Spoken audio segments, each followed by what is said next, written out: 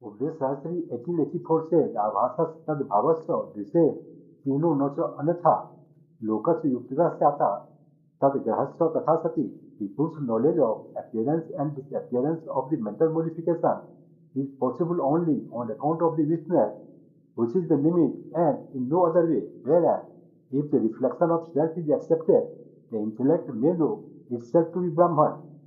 Whatever we know comes and goes. We know that the world of objects do not shine by themselves. Mic can never declare, "I am here." Only if I see, I can say, "The mic is there."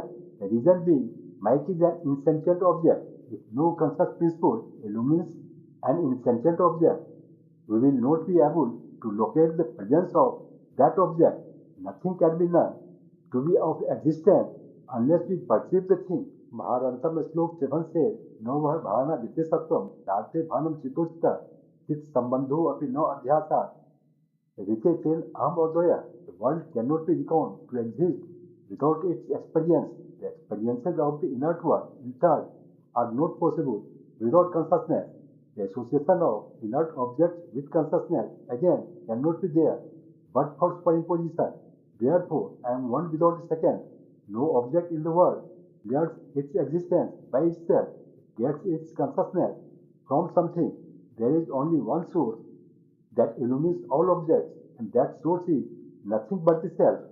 Shankara said, "If self lends light to the world must be shining all the time, because light of the self is eternal." Due to eternality of the light of self, appearance and disappearance of the world cannot be explained.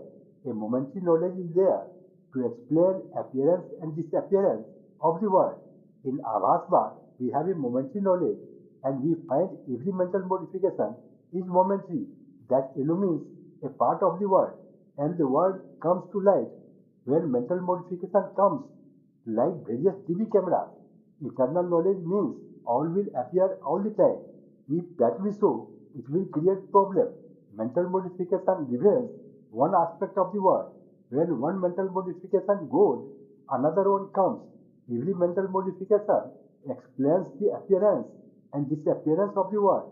The self can never explain this phenomenon. For temporary phenomenon of knowing, we require temporary knowledge. That is why Yogachar Buddhism postulated Kshanik Vijnanam. But we have both. Tattvamasi is eternal knowledge, and mental modification is momentary knowledge. True consciousness, that is eternal knowledge and momentary knowledge, cannot be accepted. If Avasvad is accepted, everything will fit in exactly. The experience or the appearance of world is momentary. It may be noted that momentary knowledge in the form of mental modification, appearing and disappearing fast, and we feel the continuity as in a motion picture. Simno means the ultimate source of consciousness. The appearance and disappearance of the world, which happens because of the self-consciousness, is not possible in any other way except with the intermediary of Abhas. Abhas is when intellectual modifications are there.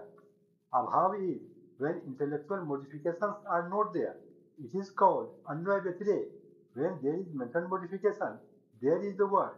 No world is there in absence of mental modification.